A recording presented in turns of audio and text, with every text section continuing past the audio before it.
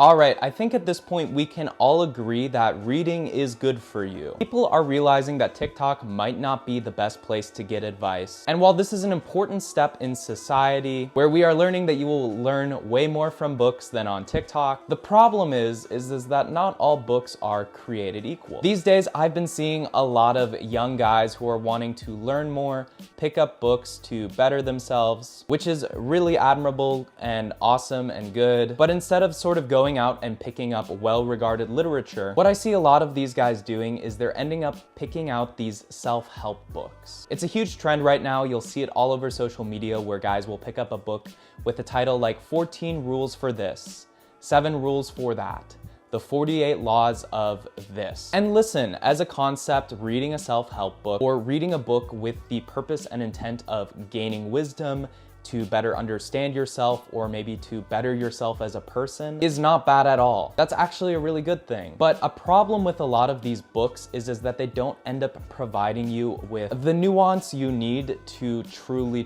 learn. What you'll see with a lot of these self-help books is that they will take a really robust and heavy topic and dilute it down to just a chapter or two. And they're doing this to make it easily accessible and digestible so it's easy for everyone to learn. But what they end up doing is really sort of diluting the value you get from that point. It's not that what they're saying isn't true, but they're trimming it down and making it so easily digestible that you're actually losing sort of the richness of the wisdom you're seeking. In other words, you're losing most of the plot, and therefore a lot of the really valuable knowledge you could be getting. And listen, if you've ever gotten something or feel like one of these books has been valuable, I'm not saying that that help isn't valid, but what I am trying to say is that there are better, more authentic ways of gaining wisdom or trying to better yourself that are far more rewarding in the long term. And so today I wanted to make a list of books that, in my humble opinion, do just that. These are the books that have really helped me and that I think can really help you develop into the person that you want to be. Basically, these are the books that I wish someone had given to me as a reading list when I was a teenager, instead of like Oliver Twist or something like that, whatever they try to make you read in school. I think the best books do this. They articulate something that you have known or felt to be true, but you've never really been able to articulate, understand, or really say out loud. Before we get into the list, I want to point out a few things. First, it may be worth noting that some of these books may feel challenging or intimidating, whether that is because of their content matter or just the fact that they might be really long. I hold very near and dear to my heart the concept that everyone should read books that make them uncomfortable, listen to music they think they would hate, and watch movies that they don't think they would enjoy. Consuming media that challenges you helps you develop into the person you want to be. And as far as them being challenging in length, I think it's also worth noting that things that require more patience are supremely more rewarding than things that do not. And again, this is just my personal list, my own personal opinion. I'm trying to be very earnest with you all. You will also probably note there aren't a lot of classics on this list, and that's for two reasons. One, I don't want this to be like every other list of books, the one that your English teacher would give to you and tell you you need to read these. You know, the one that they have a poster of in the corner of the classroom. And then the second thing is I think classics are important. I think classics give you an appreciation of literature and art, but oftentimes in today's times that may not make them super accessible or relatable. Again, not to say that classics are bad. I think they can be inspiring, and I think it's somewhat of a civic duty or responsibility for you as a good person to engage in art with the people who came before you that they held near and dear to them. But that is not what this list is about. This list is about what I think you should read today that helped me in the past few years. And so without further ado, let's just get into it and start with the first book. First book I want to talk about is Sun and Steel by Yukio Mishima. Yukio Mishima is a controversial, beautiful, and very unique author. He was a famous award-winning author in the post-war of Japan, but he had incredibly polarizing and controversial political ambitions, which led to him attempting a coup on the Japanese government. This coup failed and he ended up committing ritual seppuku. Besides this very dramatic turn of events in his own life, he was an award-winning author and he wrote beautifully. He didn't just write one thing, he wrote romance, He wrote comedy, he wrote great dramas, but he was also a writer who was not afraid to write about his own personal experience. And Sun and Steel is really his book about his experience with bodybuilding. The book is basically about the philosophy of working out, but not in this like sort of meathead, grind set, gym bro way. Instead, it comes from the fact that Mishima early in his life was very frail.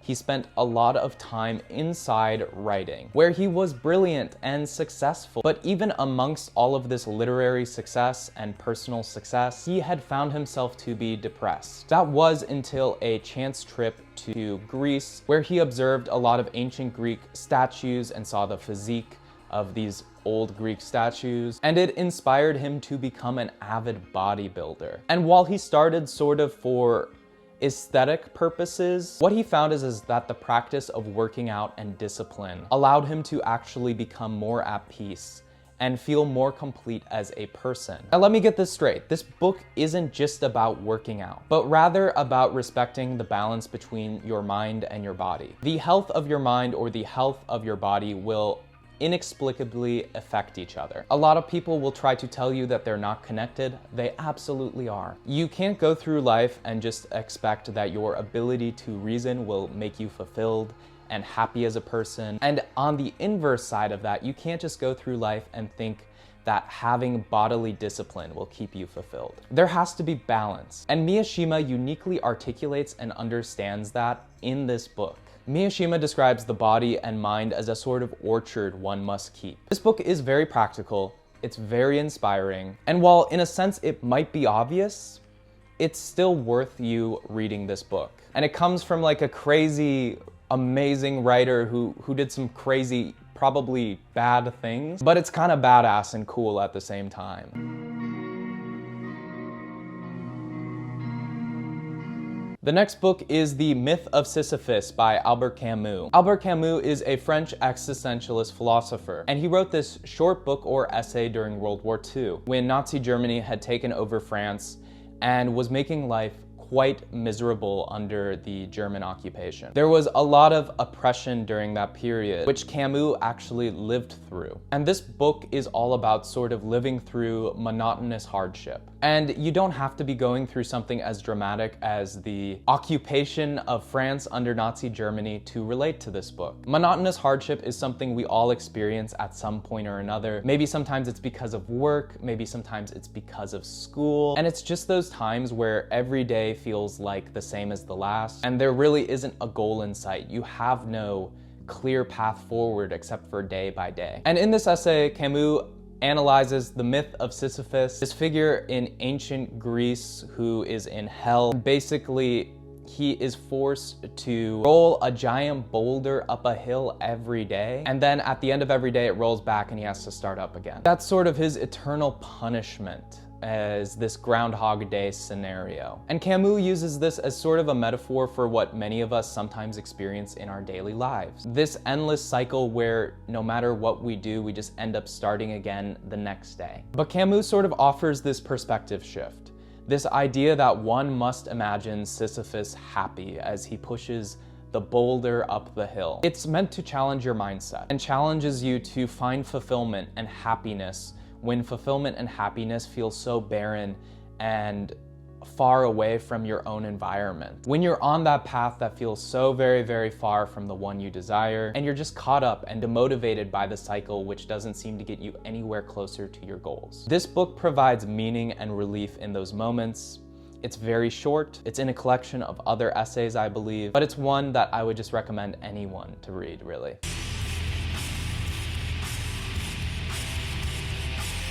Next up is Man and His Symbols by Carl Jung. Carl Jung is one of the most important figures in modern psychology, and his main focus was sort of understanding our subconscious, or what he called the unconscious. This is the part of your mind that you are not aware of. It's the part that hosts your deepest fears. It's the part that controls your dreams. Only a little bit of your mind is working and thinking at each time, but the rest of it is still always active and houses all sorts of different things in it. Now, a lot of Carl Jung's other writing is very academic and focused and through the lens for professional psychologists, so it's very robust and hard to read, but Jung very much believed that his work was so valuable to not just people who are suffering from mental conditions, but to the everyday person. And so he went out of his way to write Man and His Symbols, which was his attempt to bring these very heavy academic psychological ideas and put them into terms and a context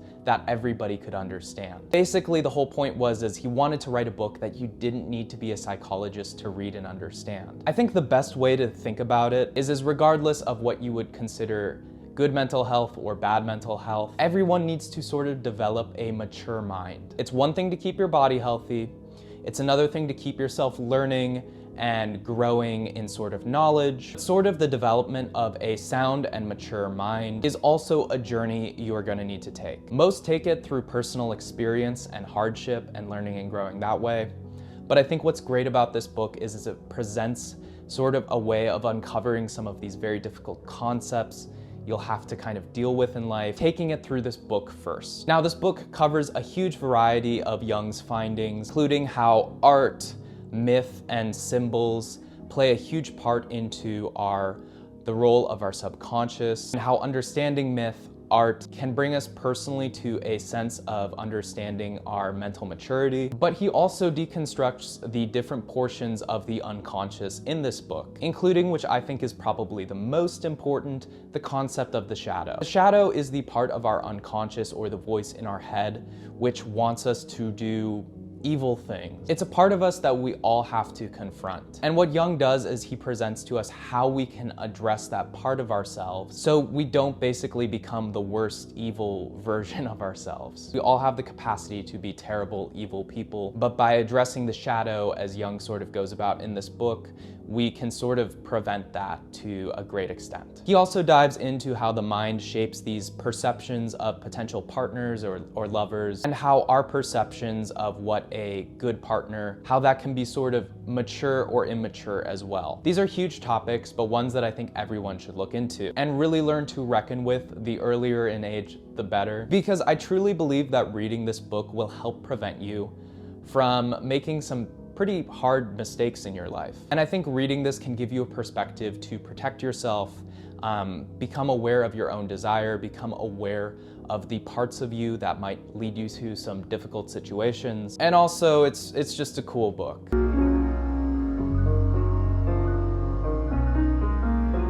The next book I want to talk about is Gravity and Grace by Simone Weil. Simone Weil is a French philosopher and mystic who also happened to live through World War II, though she ended up dying before the war ended. And sort of the way to contextually understand the importance of this book is that we live in the culture of the anti-hero. We love Patrick Bateman. We love Walter White. We love Paul Atreides, the Punisher, Anakin Skywalker.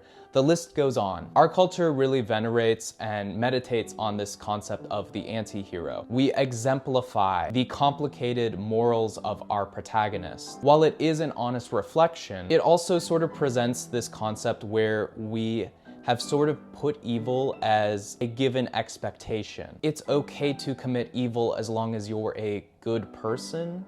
Question mark? And that's very much sort of the narrative we are trying to spin to people. And this is what Simone Weil is trying to challenge in her book, Gravity and Grace. It's a book about understanding what being good truly is and demystifying the concept of evil. There's sort of this thing where obviously what I'm saying doesn't sound very sexy, and I understand that. It's not as cool for me to talk about a concept like being a good person compared to the badass image of the anti-hero with the shotgun slung over his shoulder. But the truth is, as Simone Weil puts it, imaginary evil is romantic and varied. Real evil is gloomy, monotonous, barren, and boring. Imaginary good is boring. Real good is always new, marvelous, and intoxicating. And that's sort of the truth of it. You're worth a lot more than to be defined by your own past suffering. You deserve better than to be living your own life as a reaction to your own past hardship. While being sort of the anti-hero seems to be the most realistic and natural option, especially considering our own circumstances, there is something better than that. And that's what Simone Weil sort of gets into this book. This book is about deconstructing our own conception of this mystification we have of evil. And it also deconstructs about how we behave. What is natural in that? This isn't simply a book about ethics, or it's not a code to live by, but it's trying to give us a guide on how to understand how our actions will naturally affect us. In sort of a parallel to scientific reasoning, Weil is trying to help us understand how our actions, whether they be good or evil, will truly affect our lives. And Simone Weil sort of allows you to submerge yourself in concepts like goodness, grace, truth, honor, that I think are all very, very important. And if you don't really know how to deal with these concepts in a positive way and to really allow them to live in your life, you're gonna find yourself a very unhappy person.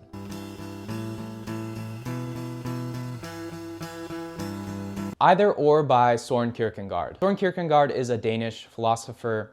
He sort of founded the concept of existentialism. And the best way to sort of describe this book is it is a cautionary tale of where to find fulfillment. The book sort of provides these sort of narratives and around the two most common outlooks of life, the aesthetic and the ethical. The aesthetic lifestyle is the one you will hear from a lot of people, that you will know a lot of people follow. And it's sort of the idea is to be happy, you just need to get what you want. Maybe it's to go make a lot of money. Maybe it's to buy whatever you want, whether that be a house, a car, cool clothes. Just take what is yours. Be hedonistic, perhaps. Use as many substances as you want. Be with whoever you want, whenever you want. Whether it's money, power, lust, pleasure. The idea of the aesthetic is to go after that. Perhaps that is what will fulfill you. And what Kierkegaard points out in the first half of the book is why that is not the case. Now, the second half of the book goes after the ethical lifestyle, which is a bit more challenging for people. I think it's pretty easy for us to understand, like, oh, like, money doesn't lead to true fulfillment. But the ethical point he makes is a little bit more challenging to us. The ethical lifestyle is living a life where your own morality and good doing is where you get fulfillment. And Kierkegaard posits that this is just as unfulfilling as the aesthetic lifestyle. To dedicate your sense of fulfillment towards being the most charitable, to being the most kind, to being the most politically active or best member of your community is ultimately just as empty and unfulfilling as the aesthetic lifestyle. Just as quick hits of pleasure and money and things like that can't fill the cup of yours, which is fulfillment, neither can your ego, even if your ego is based off of acts of goodwill. I want to state obviously that neither pleasure nor being ethical is bad. It's actually a good thing to enjoy life every once in a while, and it's also a good thing to be a kind, good person. But to look at either of these acts or these things that we do as some way to fill a sense of true fulfillment, it will just end up devastating you. And so this book is sort of a cautionary tale, and reading it I would highly recommend because there are a lot of nuances of it that can prevent you from sort of falling into these traps and these ways of thinking. And I want to be clear, just because I've been able to give you like the very dumbed down summary of this doesn't mean that you've completely learned from it. This YouTube video is in a way no better than those self-help books. I've diluted it to only a summary. You can't live off the summary, so go read the book.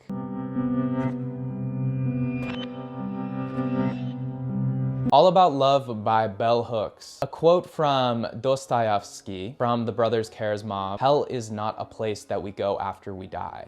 Instead, hell is not knowing how to love here on earth." This book and that quote by Dostoevsky is not just talking about romantic love. It's talking about love in a general, greater concept. It's about loving your friends and family as well. And the truth is, like any mental action, love is somewhat of a muscle that needs to be trained. It's not something you can easily fall into. While our desire to love might be natural, it's a muscle. We need to have it to be disciplined to have it be truly effective. While we may feel it's natural, true proper love requires discipline and understanding that is difficult to wrestle with. Love is much more than being affectionate to one another. And this is what Bell Hooks covers in her book, All About Love. How we can kind of come to terms with it, how we can understand and be self-aware of how we love others, how we may be deficient in it in some regards, and if we are deficient in it in some regards, how we can be marred and recognize those scars and then in a turn be healed from that. And I truly believe if you like sort of dismiss this topic and you're like, oh, that seems lame, which I don't blame you, you are in a real danger of having your ability to love slip away from you, and having people that you care about also slip away from you. Okay, so for the last few entries, this is where the books sort of become a little bit harder to read and are more complicated. They're longer, or they require a lot more nuance and understanding. So just as a quick little disclaimer going forward, I don't think there's any shame in reading the summary of these books and reading the overall plot. Maybe watching a video essay before, because these books are not easy. And I want to say spoiling the plot or main point will not spoil these books for you, because these books going forward aren't just about the central big ideas, but rather the richness of these books comes from the monologues between characters. Every page has something to learn from it in these books, and while they require more work, a good way around that is maybe reading a summary with it, having a reading guide, something like that.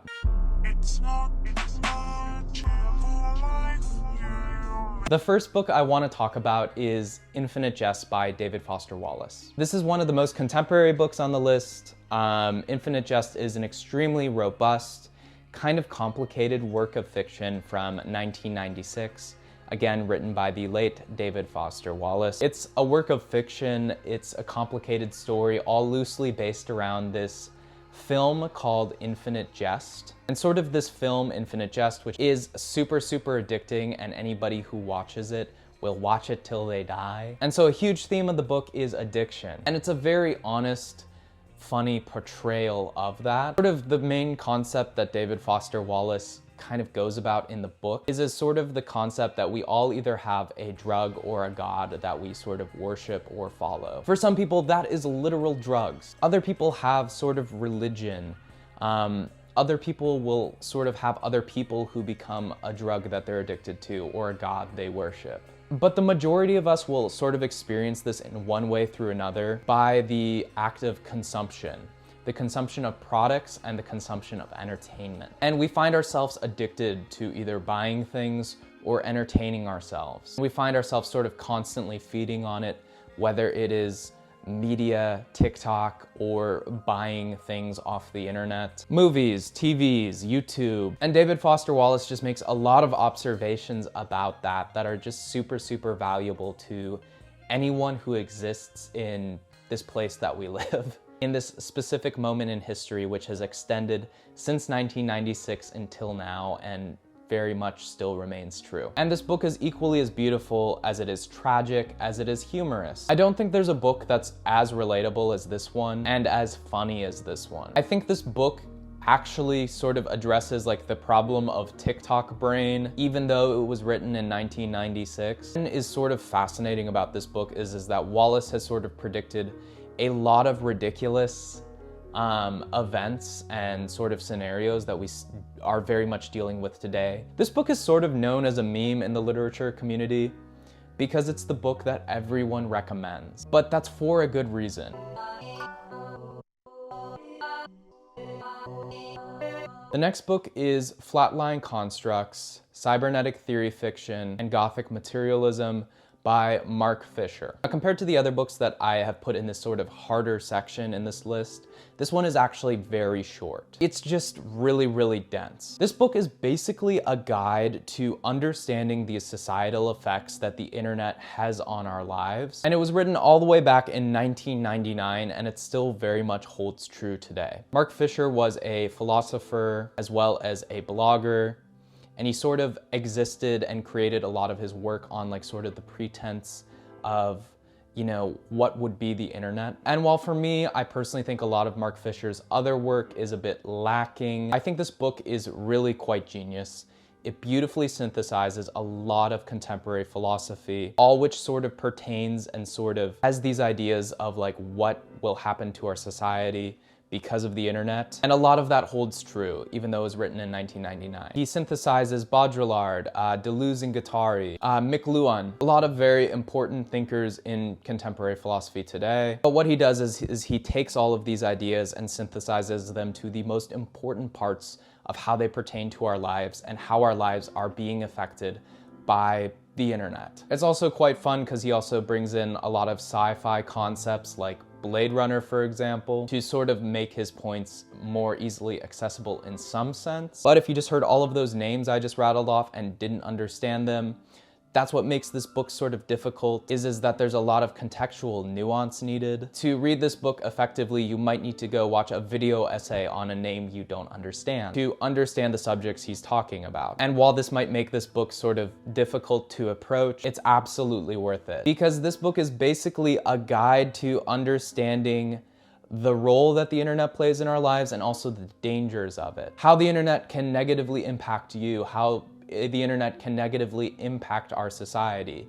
And what Mark Fisher does is he allows you to see this very clearly. And I think that is something that is very, very valuable for everyone to kind of understand and start to dig into. While this book was quite literally not meant for public consumption, as it was actually his thesis statement rather than a published work, I still think it's so valuable for you to read. And I actually think it's quite imminent that everyone starts to sort of deconstruct and understand how the internet is not only affecting our mental health, but also our societal structures. But yeah, definitely go read this book.